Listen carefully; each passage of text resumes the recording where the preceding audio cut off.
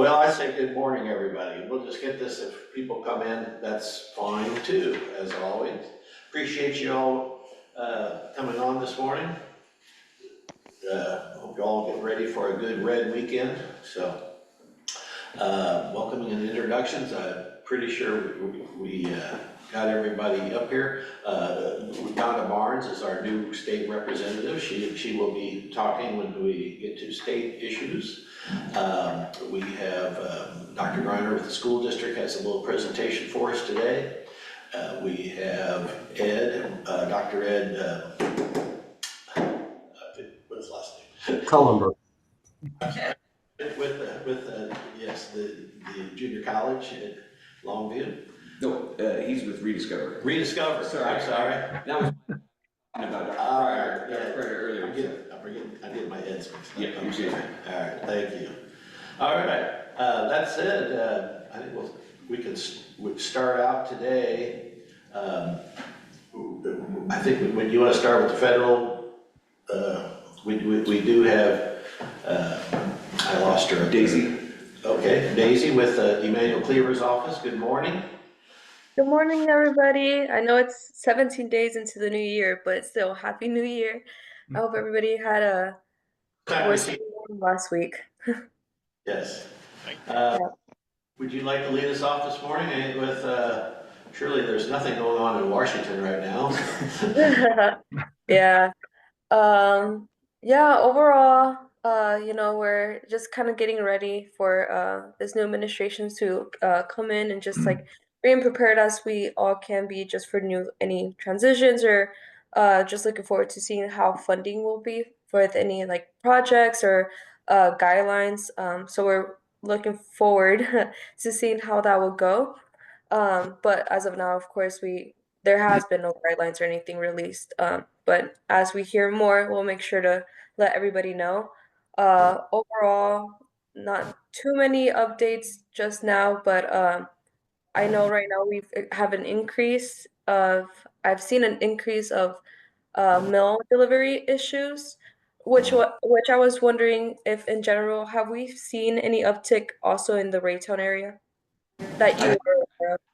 I didn't hear the word you said. What Personally, from the water district point of view, and we mail a lot out. It's gotten better over, I would say the last 4 or 5 months. We went through a really rough patch there for a while. I don't know if it's, we get delivery. What do you mean I got better? We're back to getting our mail every day rather than once a week or whatever. Things I think have improved from our complaints, but I can't. If anybody else want to speak to their mail issues? Hey, Pat. Hey, yeah. Yes.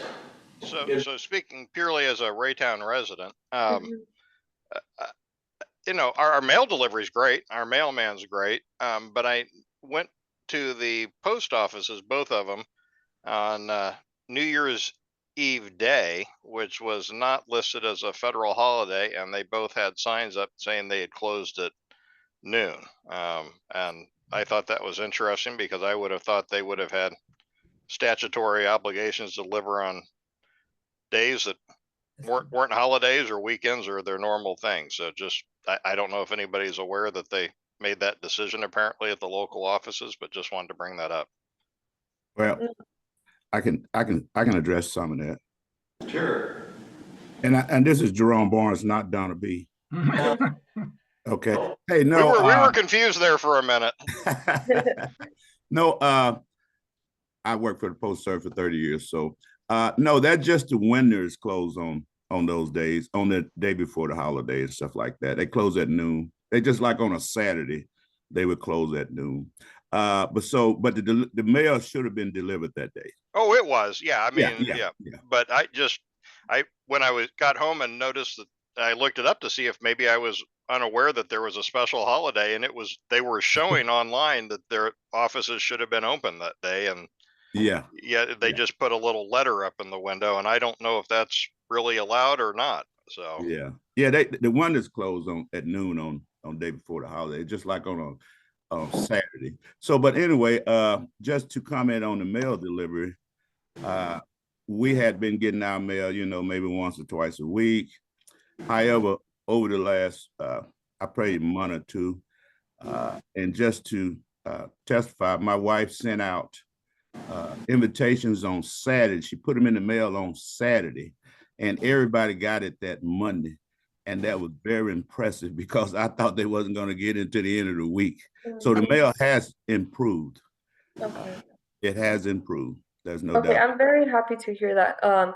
Because yeah, we've had an insane uptick, especially right after the holidays. But also, I am aware that, of course, we had a big snowstorm, so I like to think some of this was, related to that. But it's been a huge uptick, and in general, postal service issues is something that the congressman has been very, very, focused on and very involved in. So I was just wondering to get a, view of how it's been over here. So I'm happy to hear that. But otherwise, if something were to change, please reach out to our office. We'll definitely love to help you with submitting an inquiry and an investigation if needed. Other than that, I don't really have much updates, but I'm also very looking forward to hopefully seeing you all next month during the luncheon and getting to know some of you more in person as well. But thank you. Well, my wife hope to see you tomorrow. Oh, yeah. Okay. Well,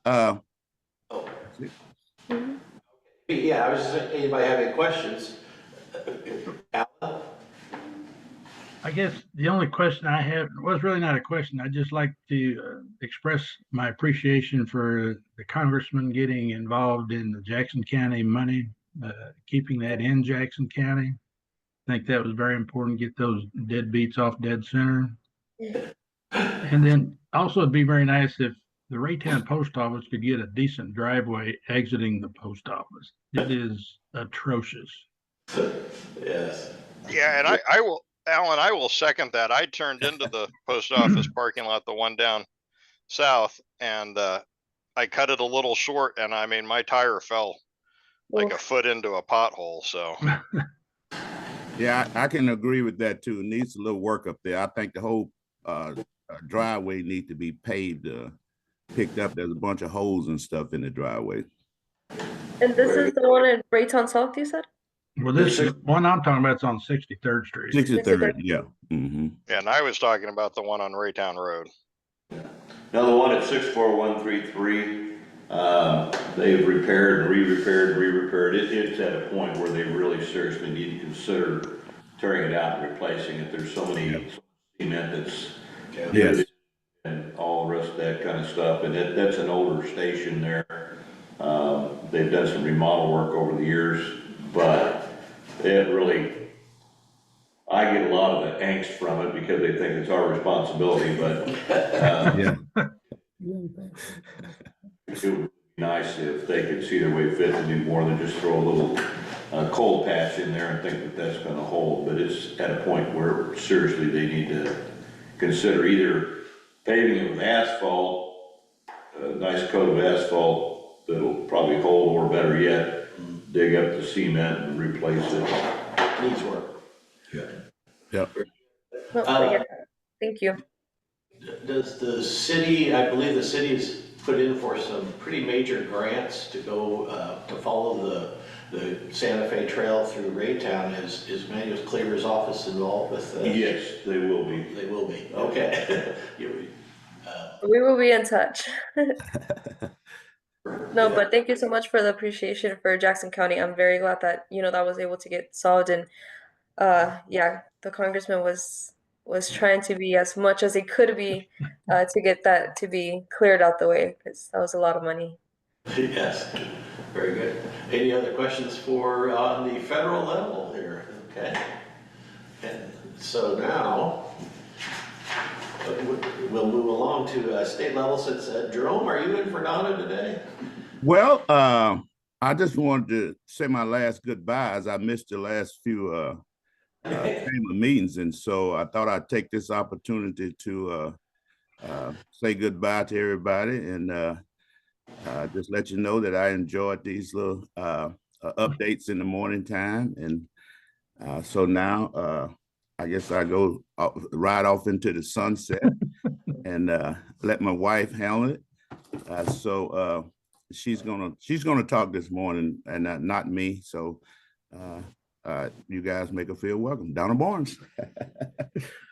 Hi. He's copying the goatee look. You guys Yes. bring it, Good morning, Donna. Good to see Good you. morning, everybody. Good morning. Of course, Donna Barnes, your new state rep. Thank you for your votes. And I'm going to try to do the best I can to, serve my community. Since this is my first meeting with you all, I was just going to kind of take you through what I've been through, since the beginning of the year. I'm going to start off. We started off on a freshman tour. The new freshman legislators, we take a 2-week tour of the state of Missouri. And it was a really exciting, thing to do because we meet new people. We, went out down in the Boot Hill. We went to just all around the state of Missouri. I know everybody like Buc-ee's. And so we got a chance to go to a Buc-ee's. We got to go to Procter & Gamble, see the products that they made. And we just learned a lot about our state, which was an eye-opening experience to us. We had a real good, just a real good time just learning things that I didn't know. And I've lived in Missouri all my life.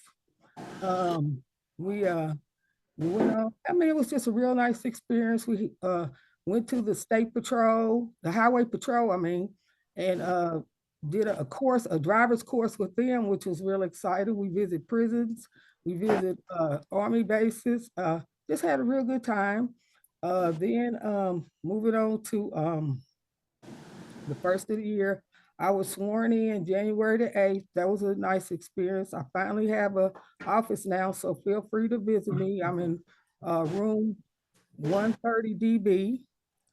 130? 130? 130 DB, Donna Barnes. That was just kind of coincident that it ended up with my initials. And so feel free to come and visit me. Then we had the governor got sworn in. January 13th was Monday. And it was like, this was the week where you really get a chance to, see what I had a lot of, they kept us busy. And it's like I went the whole day and I hadn't even eaten anything, just a little snack here or there. So that was, I'm learning my many different ways around the building.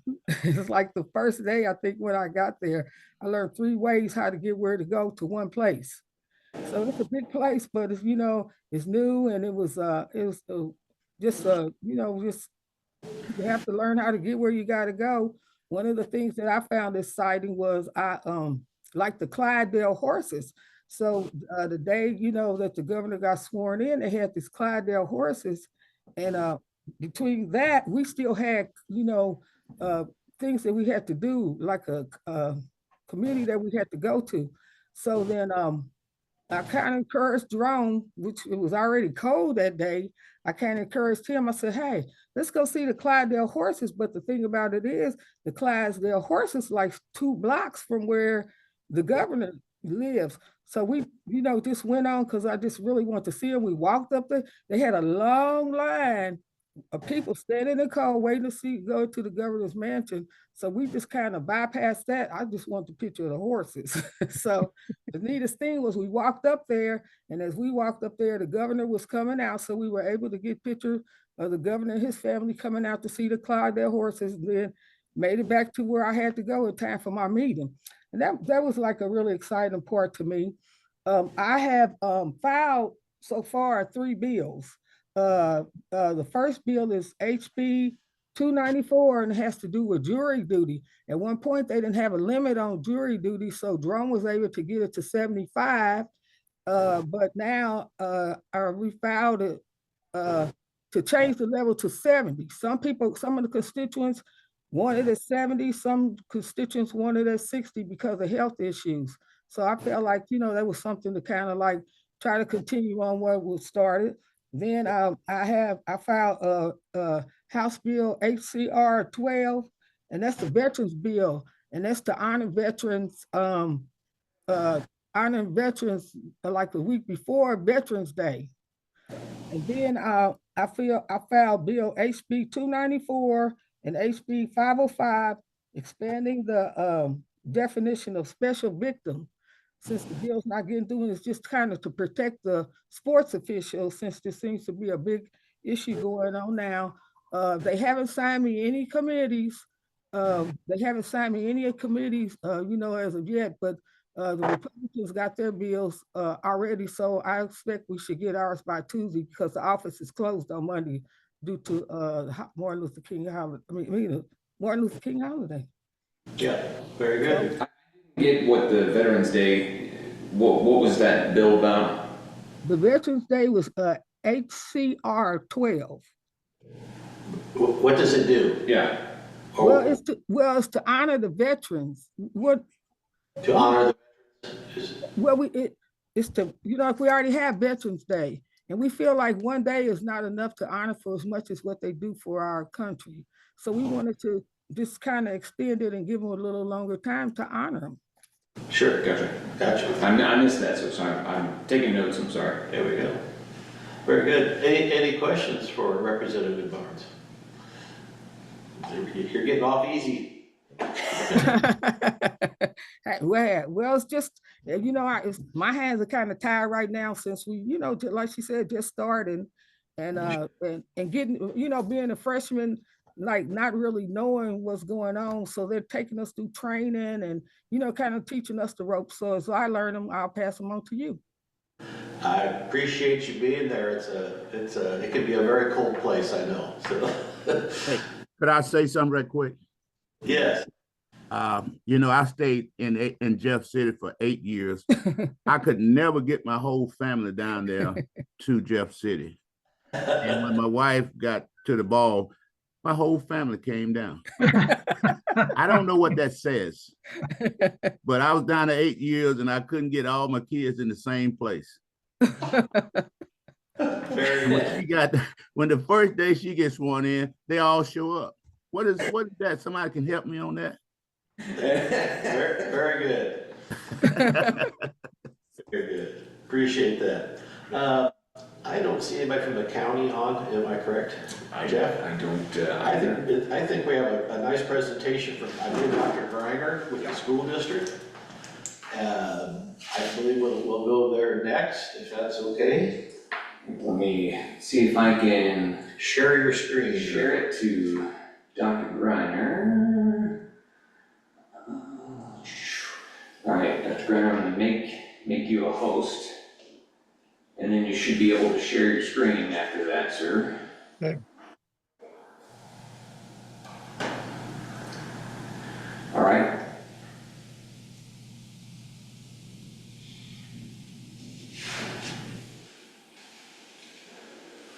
All right. Yeah. Everybody able to see? Are you able to see my screen, Jeff? No, not. Oh, they can. I guess I can hold on this one moment. I Yep. can. Yep, we can see it online anyhow. Okay. Yeah. Thank you. You're on. All right. Good morning, everybody. Thank you, Jeff, and to the chamber for giving me just a few minutes this morning for the opportunity to talk to the chamber about a really exciting work that's happening inside the school district, but also this work really connects to community prosperity in Raytown and in the KC Metro. My name's Chris Greiner. I'm the Chief Academic Officer for the school district. I'm in my 3rd year here in Raytown. And part of the work of our strategic plan is exploring this idea of a career academy at our high schools. Career academies are not unique to Raytown. They exist all over the country. I would say that the unique thing about our work is that we've partnered with Ford Next Generation Learning.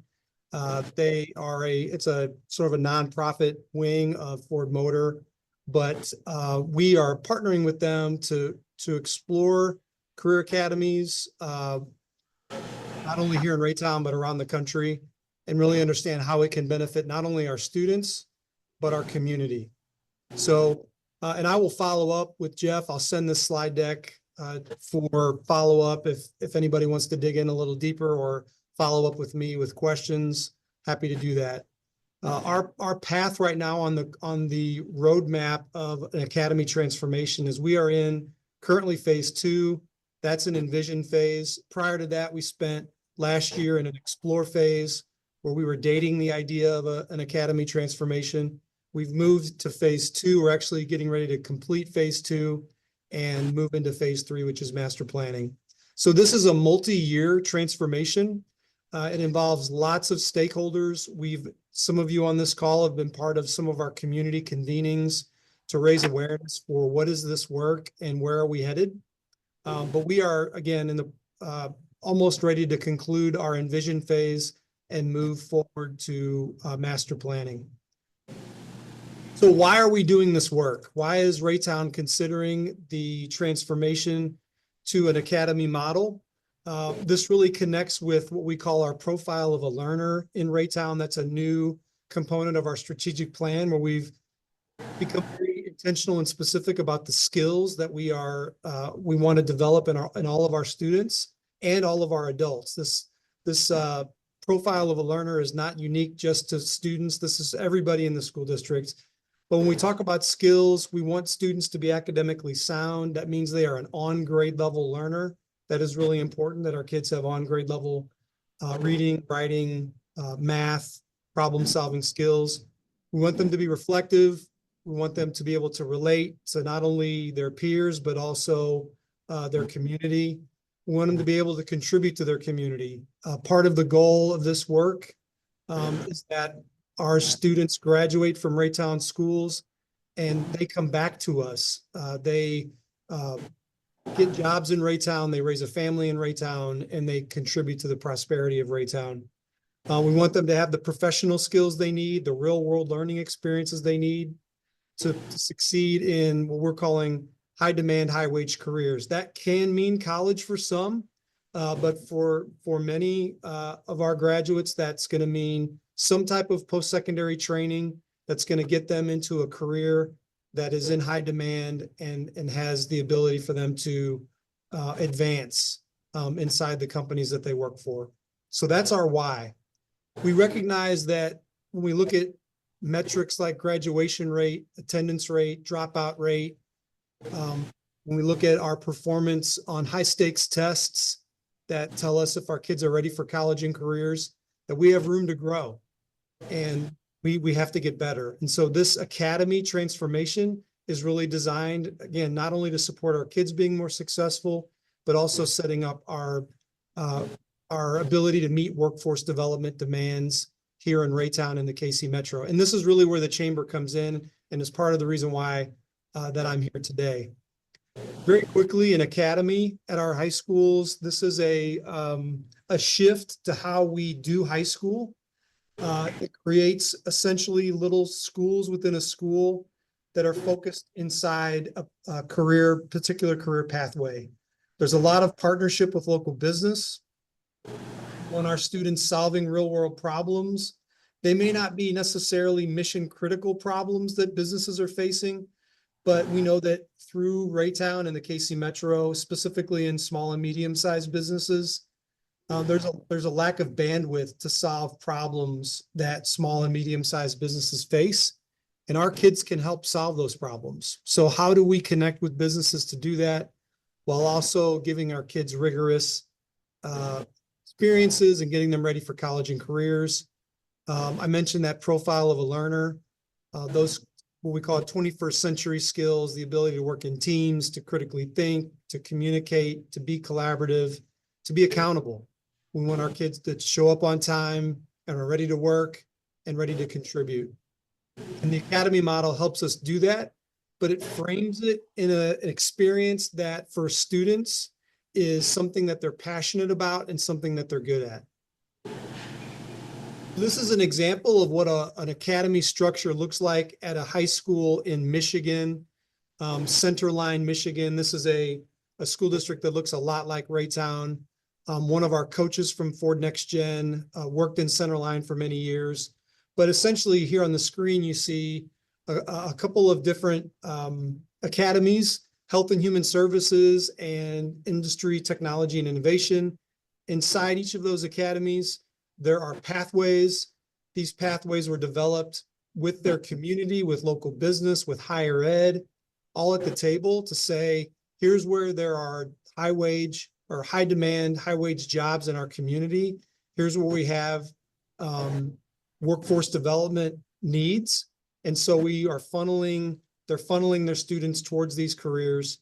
It begins with a freshman academy experience that all of our freshmen have, and then they make a decision moving into their sophomore year, which academy they want to pursue. So this is just an example. This is not what Raytown's academies would necessarily look like, although there could be some similar pathways developed based on workforce development needs. Very good. I'll pause there for questions. Any questions from anyone? I'm interested. It looks very nice. So moving on, the partnership with Ford, again, as I mentioned earlier, it is Ford Next Gen works with school districts all over the country. They have, in fact, worked with Belton, Missouri the last 7 years to develop their career academy model. If you're interested or curious about what a career academy might look like here in the KC Metro, the Belton School District has developed an academy model. Independence worked with Ford Next Gen for their pocket academy model that they have. They're no longer formally connected with Ford, but they did work with Ford initially to get their academies off the ground. So a couple of school districts in the area have already partnered with Ford. There are three main frameworks that we develop through this transformation. We want to improve teaching and learning. That's that blue dot. We want to transform our culture, systems, and structures of our school, the green dot, and then the orange dot, and particularly applicable this morning, we want to transform partnerships between schools and the community. We need to do more to be an active collaborator with civic and business organizations. And so part of this work really is designed to better connect with local business. So a little bit more about the transforming partnerships between schools and community. We know that there are governance systems that all of the organizations here in Raytown and the KC Metro work through, the chamber being one of them. We know that we need to develop some shared accountability for really creating more community prosperity. So our school district should not be operating in isolation with the community. We've got to do more to communicate, collaborate, and coordinate the work that's happening inside Raytown Quality Schools and in the larger business and civic community. So the ways in which we are going to do this work, it's going to take support from the local business community. It's going to take support from community organizations, from workforce development, from our post-secondary partners. That work, again, we can't do it alone. And so we need to be able to mobilize and organize external partners along with the internal partners of the school district, which are obviously our staff, our students, and our families.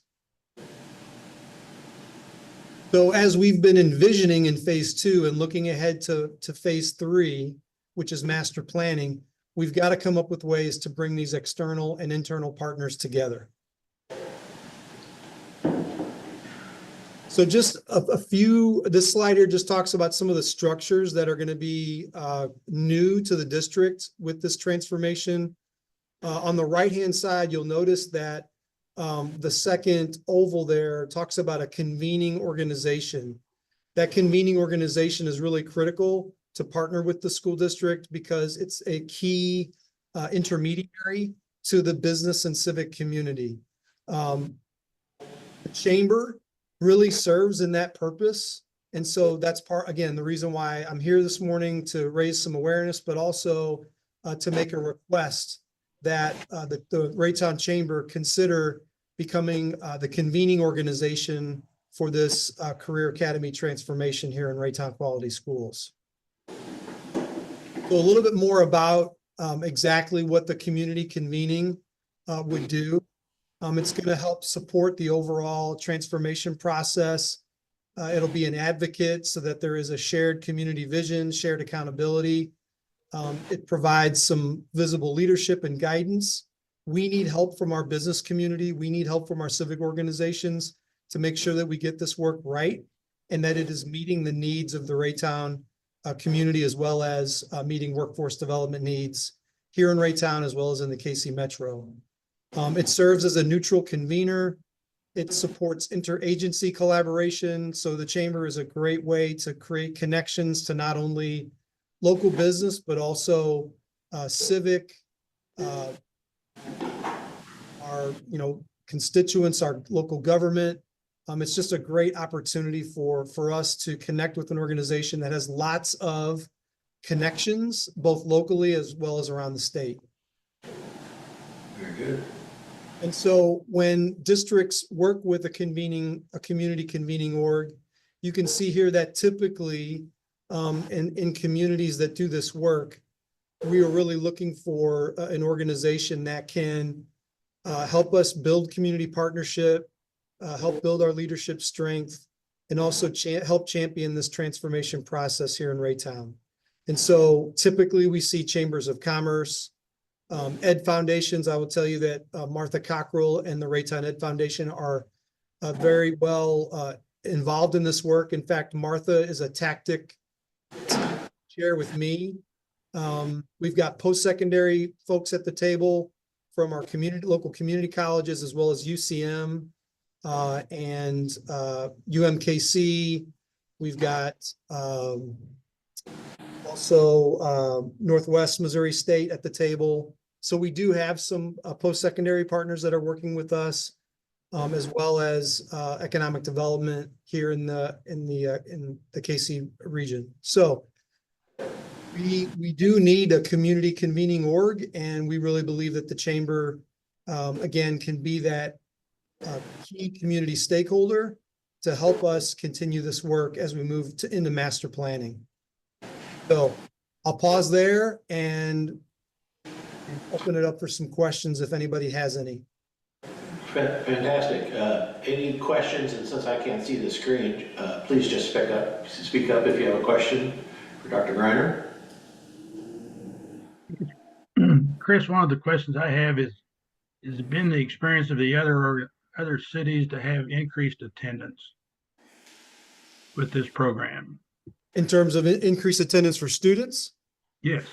Absolutely. We know that our kids can't be successful in school or in life unless they are actively involved and have consistent attendance. Part of our strategic plan is working with students and families to get our kids here more frequently.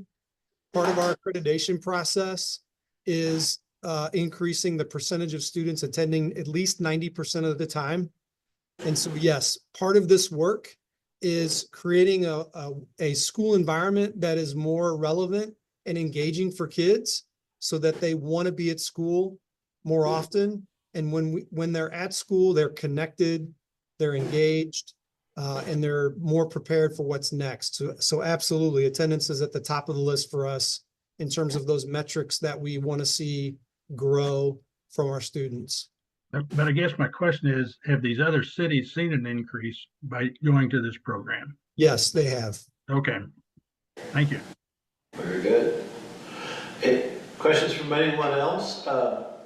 I believe, Jeff will correct me if I'm wrong on this, this committee could vote to recommend that the chamber board would pick this up as a function of the chamber. And I believe the wording on it, you want the chamber to be a conduit or a convenience to Convening organization. I can't read my own writing. Convening organization. It sounds like it's been proven and sounds like it's very well needed. I know in our industry, finding qualified employees out of high school is just not there right now, let's say. But this looks like it's definitely going down the right road. I'd entertain anybody to make a motion. Make a motion. We got a first. Anybody want to second that? I'm happy to do so. What vote was that? Derek? Oh, Derek. Oh, very good. Any further discussion on this? I'm sure we're going to hear more about this, especially as this moves along. Yeah. Pat, can I add one more thing? I'm sorry. I will just add that our 4 Next Gen coaches are going to be in district next week and are going to be attending the chamber luncheon. And so they'll be available for Q&A. They won't have a spot in the agenda formally, but they're going to be at the luncheon, and we'll make sure that we sort of call out where they're located, and will certainly be available and are interested in talking with our chamber partners, chamber members about this partnership. And so if you have questions or want more information, next week's chamber luncheon will be available to do that with anybody that has questions or needs more information. Very good. I imagine Rotary might be a good place for you to also go, be able to talk, being that most of these people are at that organization too. That said, I'm gonna switch the screen back over, Dr. Griner. okay. Okay. I think the water district that I'm involved with, I can bring this to my board of directors too. I think that we would be helpful. Jackson County Public Water District too. That said, all in favor of helping the school district, I believe. Aye. Aye. And I'm hearing anybody. Any opposition? Same sign. Looks like we'll move this on to the board of directors. I appreciate you, Dr. Griner. This is I take it in your industry that you are in, things like this come up, and you're always looking for new opportunities, and this looks like a very good one. So something that's well needed. Any further comments from anyone? Very good. Thank you. Thank you, everybody. Have a great Friday. You bet. Looks like we have the county is here now. Sean Smith, we'll get back to you. Good morning. Good morning. Sorry I was a bit late, but that was a very informative presentation. I joined to listen, but I'm happy to answer any questions people might have about things related to the county. Well, let's see who we get up here. Where'd Alan go? There's Alan. I'm still here. Well, the stadiums always come up. That seems to be. Yeah. So what I will tell you is that the legislature is being shielded from any information by the administration about any ongoing negotiations. They've indicated that they've signed an NDA with the teams that prohibit them from sharing information with us, which is interesting. I was at the Capitol for the governor's inauguration, and I'm fairly optimistic that that's where the bigger picture kind of leadership and solution are going to come from. Is from the governor's office, but it won't be directed so much directly at the stadium, so much as defending businesses in the state of Missouri that are subjected to the border war. And I think we'll see something pretty robust come out of that if he can get it through the legislature. Very good. I believe it's in our guiding principles for this committee that we are very much supportive of the stadiums staying where they're at. Of course, our worry is if they leave, what would be the blight there? Yeah.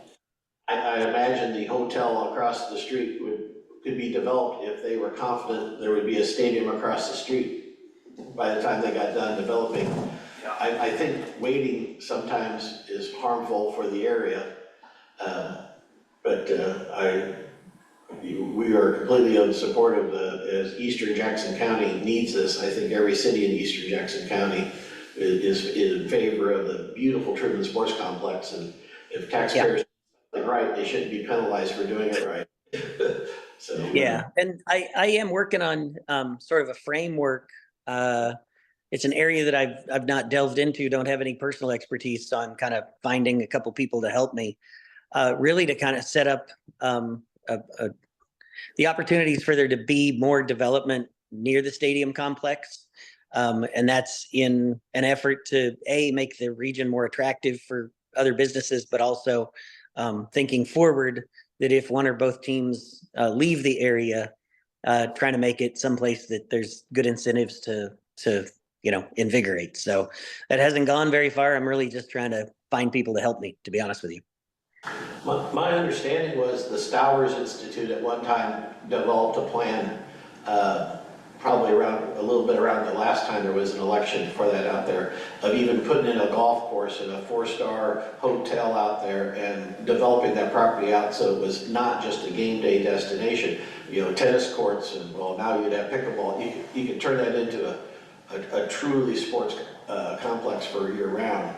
And it might be something that Stowers, I don't know whatever happened to it, but I don't, obviously it didn't go through, but. Yeah, I'm a little bit familiar with that effort. There was another effort back in as far back as the 80s.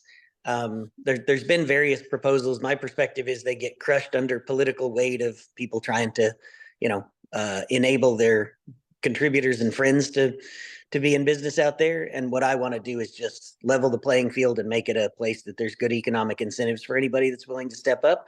You mentioned pickleball, so I think you guys probably know that the Cocoa Keys Resort is being changed over to a pickleball facility. So that's a good excuse to have activity out there. So.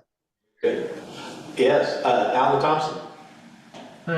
The only other comment I have is the money from the federal government that was we're supposed to divide that between infrastructure and nonprofits. Is that a fair statement? Or it is. And so the process by which we figure out, exactly which projects and organizations that money will go to will be something that we have to figure out. The first step is that we have a new legislative chair, Duran McGee, and he will do committee assignments, and it'll be the leader probably of the budget committee or possibly the finance committee that's selected that'll kind of set up a framework and look to get the administration's buy-in to that framework so that we're all on the same page about how we accept applications for those funds and then disperse those funds. I guess I'd just like to mention two in Raytown. One is Shepherd Center, who delivers meals to people 5 days a week. And the other is Raytown Emergency Assistance Program, who has a weekly food distribution and pays utility. Okay. Just throw those out there. Yeah, when we get there, make sure that they're aware that the application process is open, and I'll do my best to inform you guys and all my other constituents.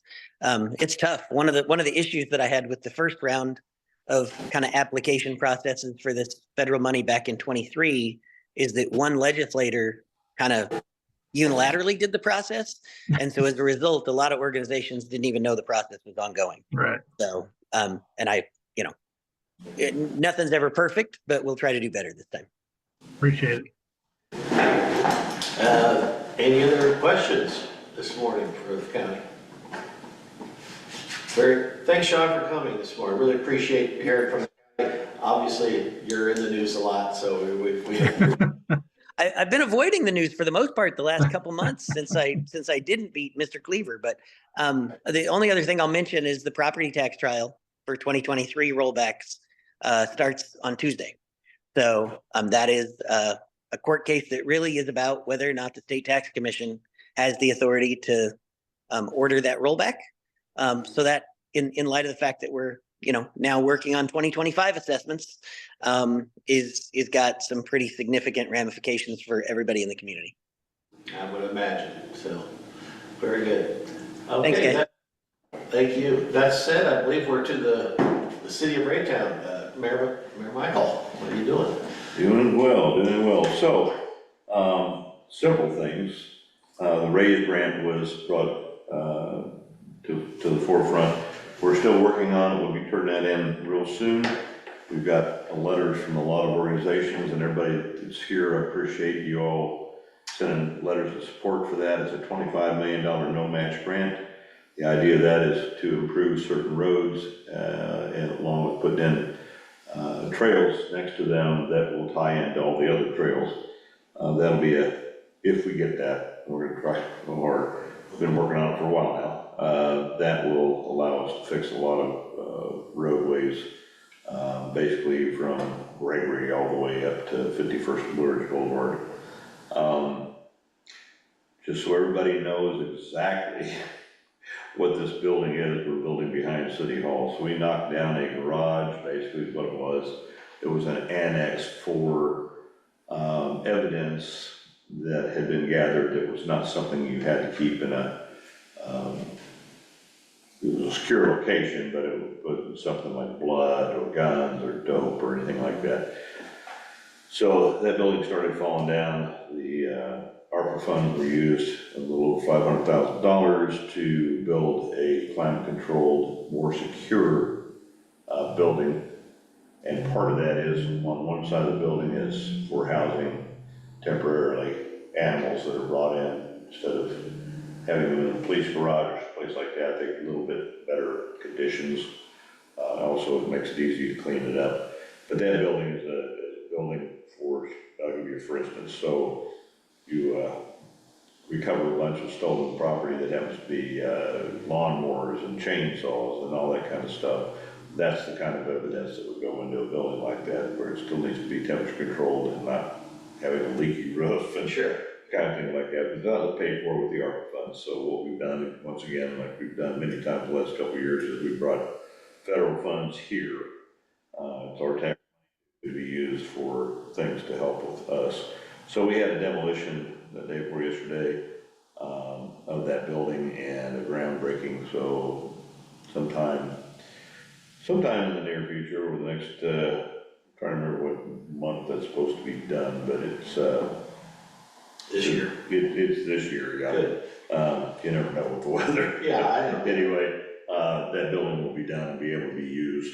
We just don't have any more room in the police department or anywhere in City Hall for anything different.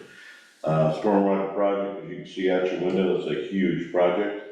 When that's all said and done, not only will it help the situation for this whole area to our north, our south and our east, which is kind of started disintegrating over the years because some of those pipes are 70+ years old.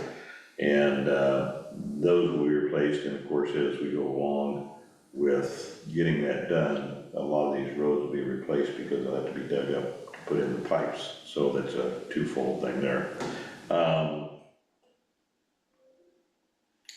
I have sworn in just in the last couple of weeks 4 new police officers. Fantastic. It's a total, I think, of 12 that I've sworn in the last 8 months. Interesting is that 2 of those officers were father and son and went to the academy together. The father is just retired from the military as a captain. The son just turned 21. They went to the academy together, which is quite interesting. I've sworn in other fathers and sons, but not at the same time. And then I swore in another guy. Oh, and the third guy has 2 master's degrees. Fantastic. So we're not lowering our standards. We're still out there finding the best of the best, like we've always attempted to do and usually have managed to do. One group graduated from regional class 181. The other one graduated from, or the other one I swore in just 2 days ago. He was from regional class 182. Luncheon and I in Turnbow graduated from class of 26 a few years ago. About 150. And we attended, a bunch of us attended the ribbon cutting for the new auditorium out at South High School. Since I'm a South High graduate, it was really nice to see that. It was phenomenal, was it not? It was very. I mean, the place is unbelievable. They did such a great job with the bonds that they passed for doing that, and they're in the process of working on and finishing up the not the auditorium, sorry, the extra gymnasium, the auxiliary gymnasium, which, if it's going to be anything like the one they built up at Raytown High School, it looks to be it's going to be phenomenal. A little disconcerting to see them tranche that whole center north side out of the high school before they put that in there after graduating there to see what it used to be. But the improvements that have been made to our school district buildings, making the amenities, making it more attractive to people, younger people, bringing their kids here to the school district is I've got to give them kudos for all that. I did remind them in my little speech, however, that I'm hoping that the same taxpayers will remember when we have taxes and bonds that come up that we need to do improvements, what we can do with that. And I believe the Chamber of Commerce would like to help you with that at any time. You bet, I knew you would. Anyway, also, I've got an ad hoc committee I'm putting together. If anybody is interested in contacting me on my email about being on that committee, it's the 75th anniversary, the week of July 17th. So we're already putting that together, and I will be leading that, and we will fold that into a lot of other things that we do this coming summer. So if anybody in the chamber would like to, Jeff's already on that. What is the date? July what? July 17th is our 75th anniversary. So it'll be probably about a week long. Couple weeks after the 4th. Yep. And so if you want to send me an email, it's mayor_Mike_McDonough,